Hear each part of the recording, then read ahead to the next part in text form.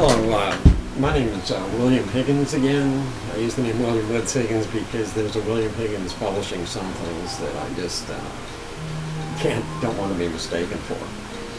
But behind you here are two examples. I published a lecture, kind of a pretty extemporaneous lecture on a new science of religion, which was going to be a book. Hopefully it'll be published by sometime before Halloween, at least on Amazon Kindle or whatever, at least get it out. What I'm doing right here is supplying an overview of it. The book itself is only about 120 actual pages long. It has about a 50-page appendix and a transcription from a speech and lecture I gave at the International Congress of Vedanta, which was published in a large journal in Oriental philosophy. So I decided to include the transcript of it. Behind me are two paintings. They're both about 40 years apart. They're oils on canvas. They're about 44 by 44. They're square canvases because I use square round canvases because it's the primitive symbol of the self. And what we're looking for is a particular persona or ego, and to try to clarify that. Rothko and Pollock got trapped in kind of the tabula rasa, and the mass of confusion didn't clarify it. When we clarified it, what came out is what we'd call the jiva in the Orient, or the empirical ego in Western psychoanalytic theory. And it's the self. This one's called the owl. This was, I don't know, initiated probably in about 2000. I probably worked on it for 12 or 15 years. Finally clarified this. This is a medieval magician that I've kind of been haunted by. This is done in 1972, Neptune's Eye. It's 44 by 44, oil on canvas. Took me, I did it over a 3-year period from 1972 to 1976. It's about Akhenaten the Pharaoh, that persona. In the empirical ego, I do want to remind you, these are masterclass mediums, which I define as a ability to define various phases of spirit, and we will get into that later in this talk. But also Jean Goucher, the head of the French School of Experimental Music, in 1978 had an award-winning symphony entitled Akhenaten, and Philip Glass, the minimalist composer, composed an opera in which one act of the opera was devoted to Akhenaten. It's kind of interesting. These people, I would say, would probably be in touch with what we'd call the collective unconscious, mankind. Anyway, I want to come back to this form of self-examination as a legitimate form of art in this age. One thing I want to do is define some of the parameters that I used in A New Science or Religion. It'll have 3 Roman numerals, 1, 2, 3 sticks straight up. Behind this lecture that I'm going to refer to here, I'm going to provide you with some definitions and some meanings and where we stand with that. And I have this on this right here. We want to basically, we're going to present 3 issues that a definite effect on the history of ideas. One's going to be a new theological theory, systematic theology based on 2,021-156-year cycles. We're also going to present a first new concept of Jesus Christ, which will be in terms of these 2,000-year cycles. And in terms of these 2,000-year cycles, as we're entering a new 2,000-year cycle, or age of spirit, they're actually 2,156-year cycles. I refer to them as 2,000-year cycles. We're going to examine the archetype for that new age of spirit. So we're calling it a science because we're actually having predictive power here based on the past 3 or 4 2,000-year histories that we're going to refer to here. Just let me sit down here. I'm kind of one of those cane people, and if you'll excuse me momentarily.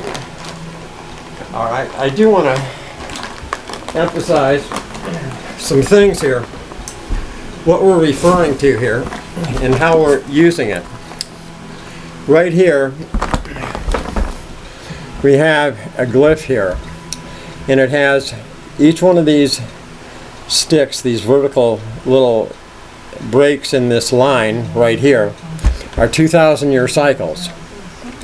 And they refer to these two archetypes, and I'll go into this. This is from the Kabbalah, and this is from the sealing of Hathor Dendera, which is an Egyptian temple built on the foundation of a lot of older temples. And if it had still been going, this is what it would look like. This is where our because of wobble of magnetic north is the reason why we changed these 2,000-year ages.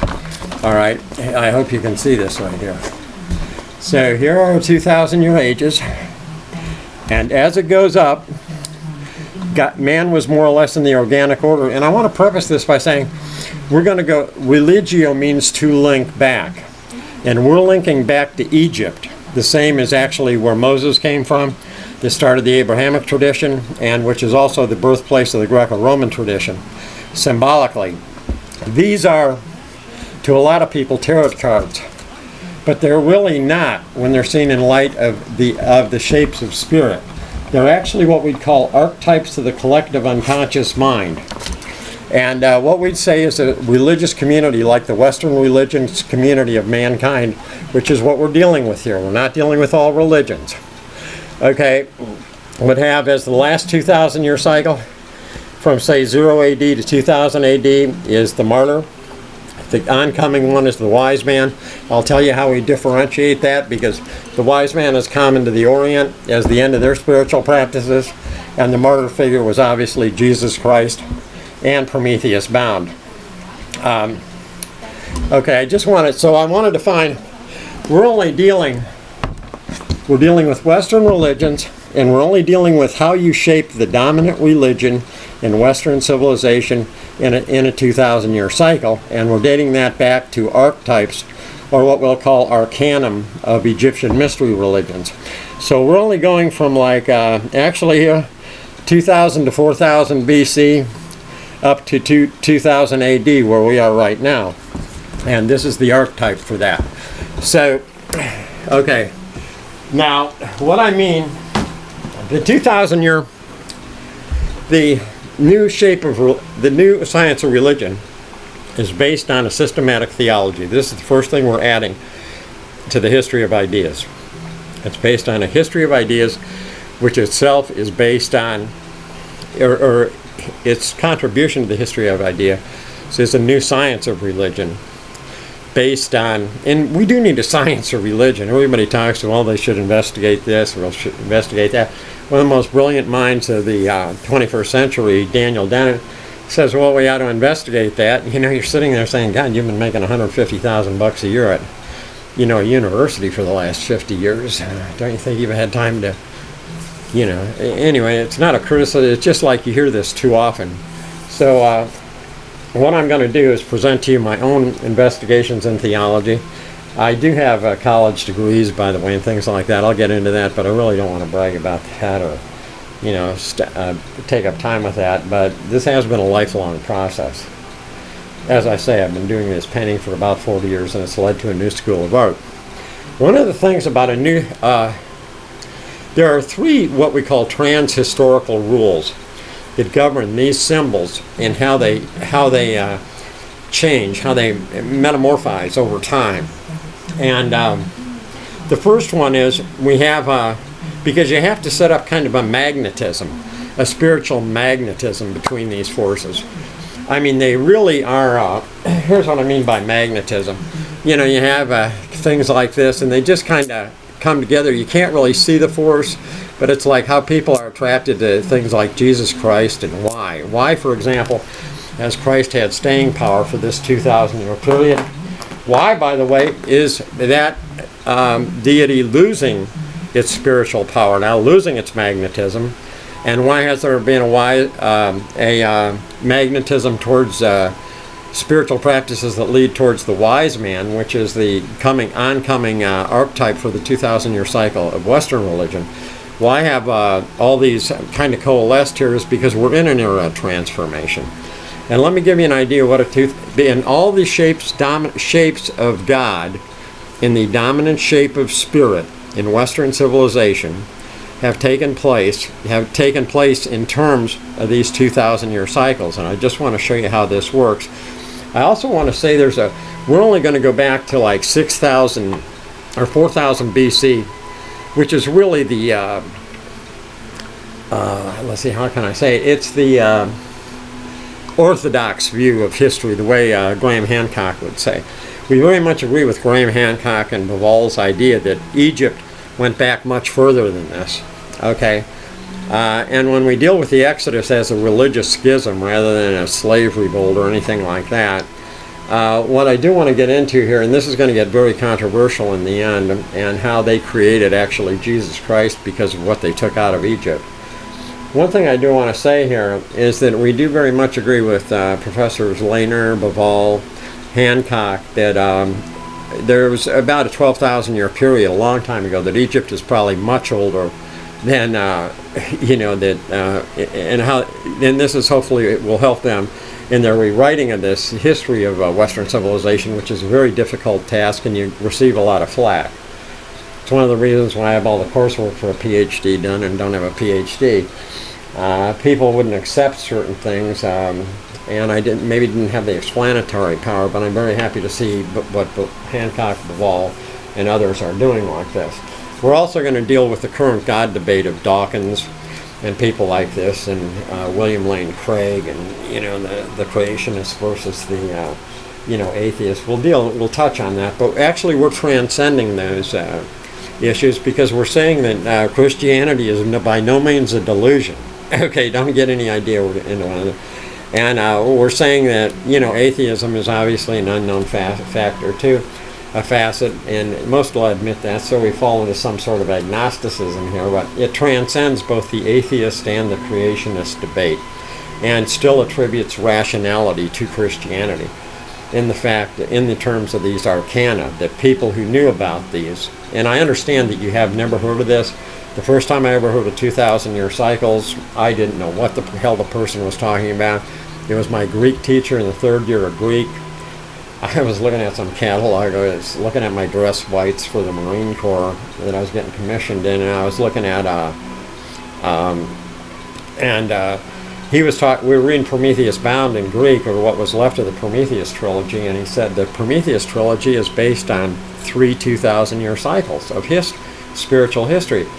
And I said, what in the hell, everybody in the class, what in the hell is this guy talking about? So this is why don't feel perplexed. This is obviously a new theory, and don't feel like, oh my God, I've never heard of this, and it's very difficult. I've tried to simplify this and actually bring it in your space, but at the time I heard it, I had no idea what the hell, you know, I mean, this guy had degrees from Oxford and Cambridge and Harvard. Excellent, wonderful, and the University of Wisconsin. Excellent, just an incredible professor, incredibly knowledgeable. But you know, he said, and we were thinking, what the hell is he talking about? So we had Prometheus the Firebearer, Prometheus Bound, and Prometheus Unbound. Prometheus Unbound is the 2,000 year cycle we're going into, actually. Prometheus Bound had to do with the martyr figure, which also Christ had to do with. Just Prometheus Bound is in the Greco-Roman tradition, which is another offshoot of one of the two basic offspring of Egyptian mystery religion. And then we have the Abrahamic tradition, Jesus Christ representing the martyr figure there, and obviously presenting a much more applicable, adequate and applicable figure, so that he could be adopted as stimulus and response pattern. You need to maintain religion in those eras. Okay, in other words, it was keeping people ignorant about these ideas rather than educating them about this. What I'm doing is creating a perspective here about the people who wrote the Bible or who were Greek playwrights. What were these spiritual forces? What exactly were they, and how exactly were they used? And I think people who've been interested in the Da Vinci Code and everything else are interested in this. So, I mean, just look at the box office receipts. The Da Vinci Code, James Redfield, you know, we have The Passion of the Christ, things like that by Mel Gibson. Just, I mean, there's a great deal of interest in this. I looked, there must have been 5 new, you know, shows on Jesus Christ and the Exodus when I looked up YouTube the other day, and I do recommend seeing all of them. But the equinox, what we're talking about, the precession of the equinoxes, the 2100 year that shaped the 2100 year, or the cause for the 2156 year cycles of spiritual ages of Western civilization, is I want to, and I'm not including the East in this because somehow their religions don't correspond to this. And there is a difference between religions, East and West. And ours actually is becoming more like the East. I'll show you this with the wise man coming into place, and that always being the dominant archetype for Eastern religions, whether it's Zen, Buddhism, Shintoism, or Hinduism. I mean, it's always been gravitation towards the wise man. But like, let me show you this. The equinox is observed. You see, this is a physical motion, okay? It just has these spiritual correlates. The equinox is observed to move at the rate of 1 degree in 72 years. 1 degree in 72 years through 360 degrees, which is one trip around the equator, equator literally, is where the equinox occurs, competing in a circle about 72 times 360, okay, 360 degrees, one degree every 72 years, 360 degrees in a circle. So that's 72 times 360 equals 25,868 years to be exact. Now, this cycle of 360 degrees, I'm reading out of the Kabbalah, by the way, and I'll give you the footnote for this. The cycle of 360 degrees is divided by 12 into sections corresponding to the zodiacal signs, okay?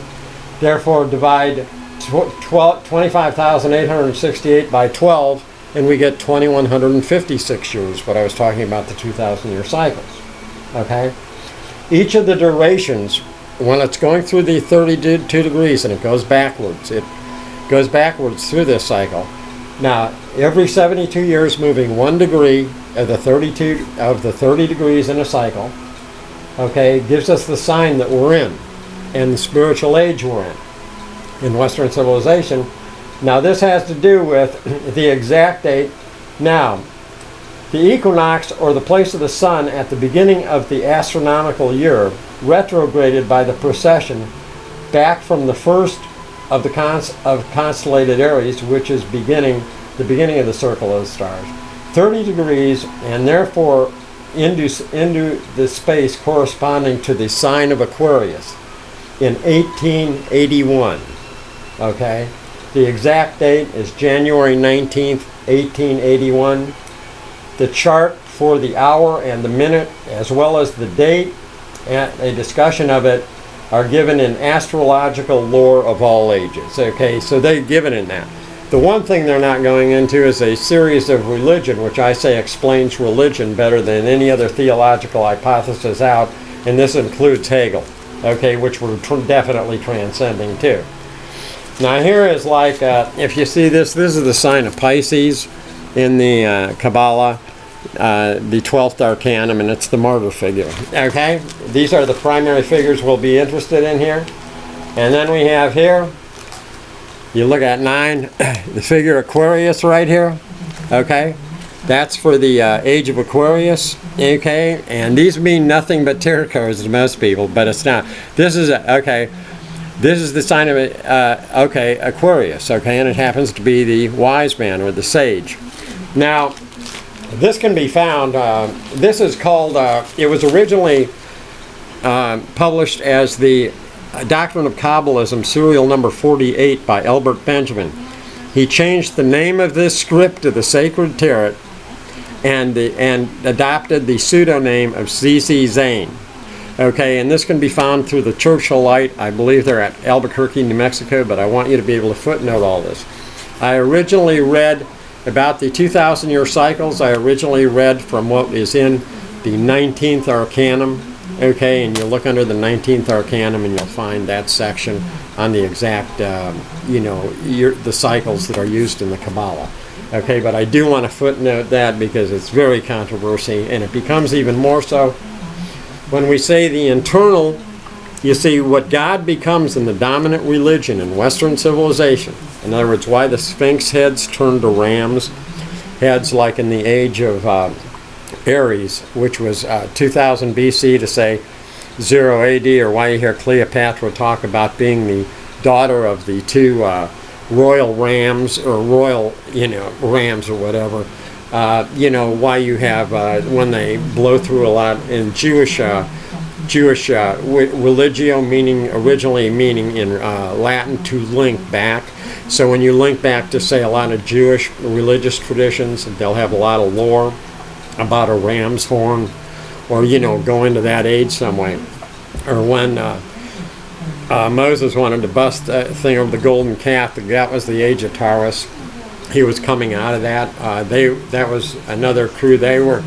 Moses and that crew were head of the priest class in Thebes, and the Pharaoh that had his young son died was Akhenaten. His son was Tutankhamun, who changed his name from Tutankhaten. We'll get into that. This is all explained in 2,000-year cycles, by 2,000-year cycles, and by this thing. I mean, I just saw Exodus, the Exodus reviewed by James Cameron, and I've seen another one done by Ridley Scott. These people are incredible artists. And I mentioned the Da Vinci Code a lot, not in this respect, but these people are incredible artists, and if I critique their work, it's not to, you know, not to defame them at all. I mean, they've done incredible work. Same with Dan Brown and, you know, Ron Howard and people like that. You know, Audrey Tattoo, and then we have Tom Hanks. I mean, these people have just done incredible work, The Lost Symbol and things like that, and I am dealing with this. But I am trying to rise above that, as I hope somebody will rise above this someday. But I am, now, what Christ, the first thing is, the new science of religion is based on three trans-historical worlds. The one, we have an interior magnetic pole. That interior magnetic pole is, I'm going to say, dominated by the archetype of, in the collective unconscious mind. It's in which intersects everybody's individual conscious mind. And that, it was in Western civilization, came in for the last 2,000-year period. And Christ had to accurately represent that. In other words, when he went before Caiaphas during that Passover, when he went before Pontius Pilate and the Jews pulled him off stage and crucified him, they knew they needed a martyr figure. All the rest is an act. The Pharisee, everybody, they knew they needed a martyr figure, so they knew they needed to crucify him. The only reason why they thought he was going to be a warrior, the Messiah was supposed to be a warrior or anything like that, is because that was the dominant archetype in the age of Aries, which they were just coming out of. But these people were, the new archetype was the martyr figure, and to be God, he had to be, Christ had to be a martyr figure. Now, to display the martyr figure, you set up rituals in what's called masterclass artistic mediums. Okay, that's how God comes to man. That's how you get your exterior pulled, like whether it's religious ritual, drama, marble sculpture, things like that, all, or symbolic ritual. Again, all this is, I consider masterclass artistic medium because it has to do with the essential movement of spirit in an age of spirit.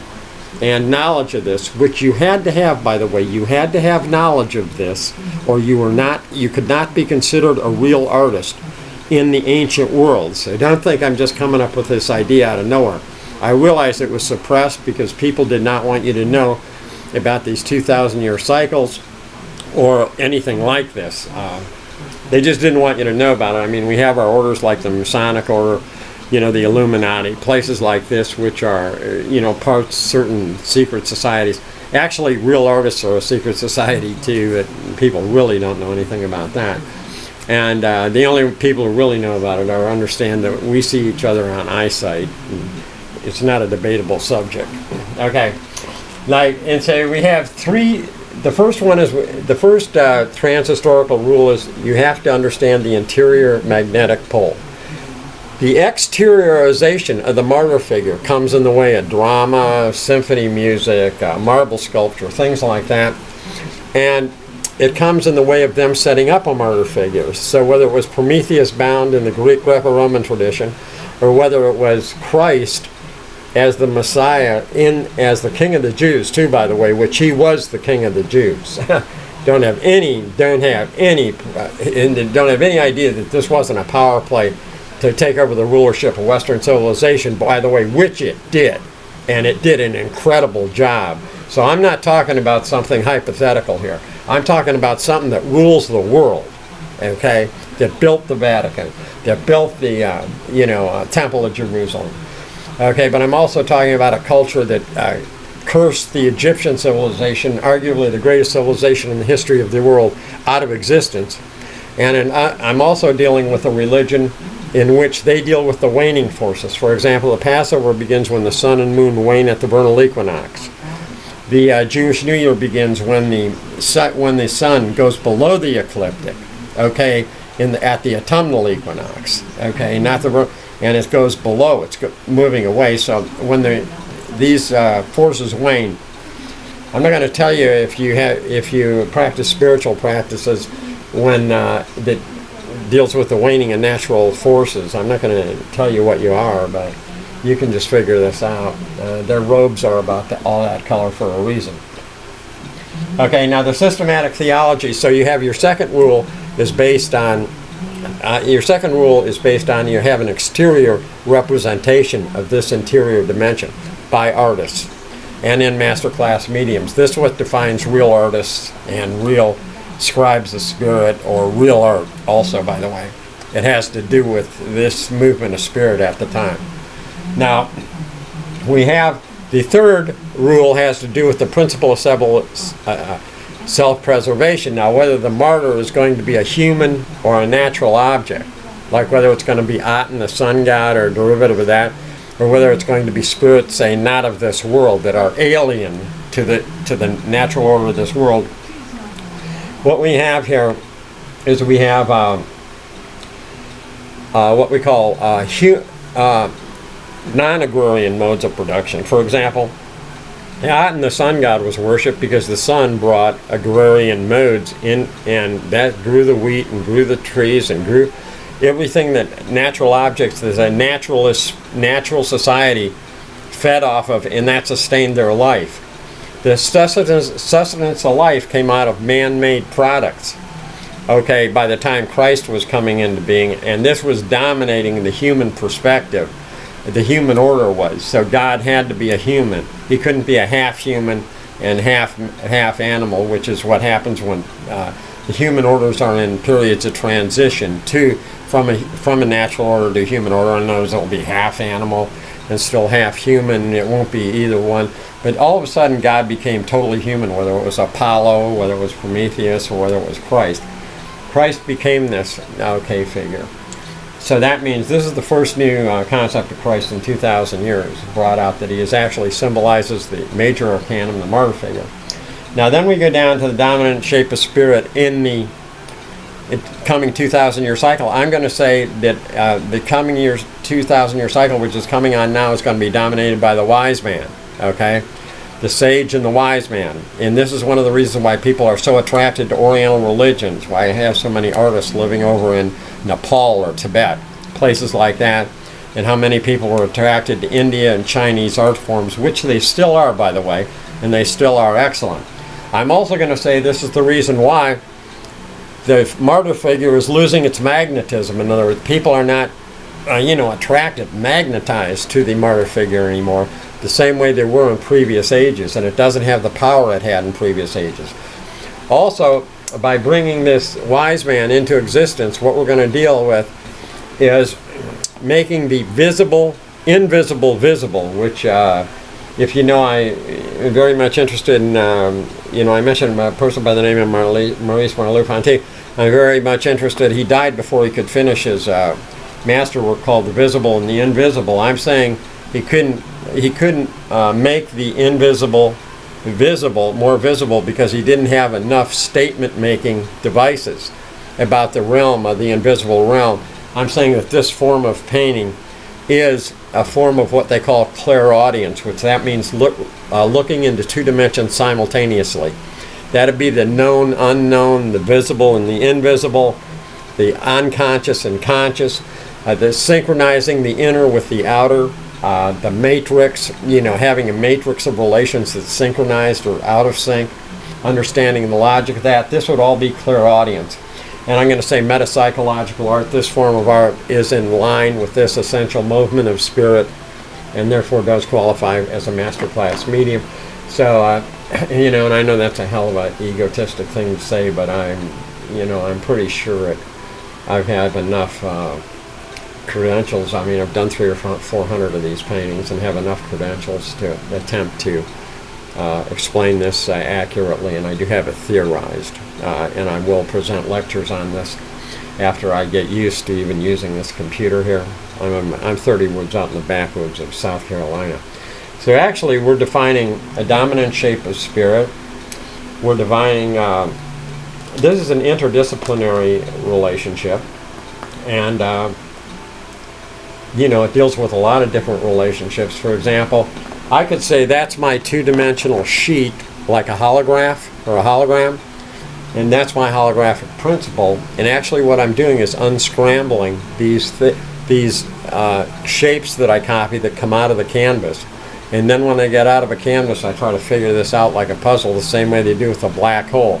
Except the black hole, on the surface of the black hole, they get the two-dimensional glyphs and then try to reconstruct the three-dimensional reality. I'm saying the black holes are unconscious, and I'm saying what we're reconstructing here are past lives. And actually the synchronicity or out of synchronicity with this has to do with whether we're out of sync. The inner and outer dimensions are out of sync. For example, I think when you ever do anything in the arts, well, you do anything in life, you know whether you're meant to do it, whether the person's a general or a colonel in the service, whether he's president. I mean, they're just meant to do it. They're drawn to it. They don't know what it is, and they feel like they're doing what they were meant to do in life rather than what life has really planned for them. That's called individualism. And I'm not talking about individual at the sake of other people's lives or anything. I'm saying this is a certain way spiritual practice. Again, we moved into the human order, where God became man. Right now we're reflecting on a lot of things like that. Whether it's the natural, whether it's the organic movement, health movement, anything like that. But I do want to show you this and understand, looking at these as, not as tarot cards, not as some fortune-telling device, but as archetypes of the unconscious, relating them to these 2,000-year cycles. And understanding, you know, that this defines the dominant religions in Western civilization. Also this book defines the Masonic order, defines probably what the Illuminati uses, what a lot of secret societies use. And when I talk about being an artist and real artist, I'm saying that real artists actually know something about these symbolic cults, and it's a tradition too. Now the current debate in religion is theism and atheism. In other words, creationism. Say William Lane Craig, which I heard the other night debate.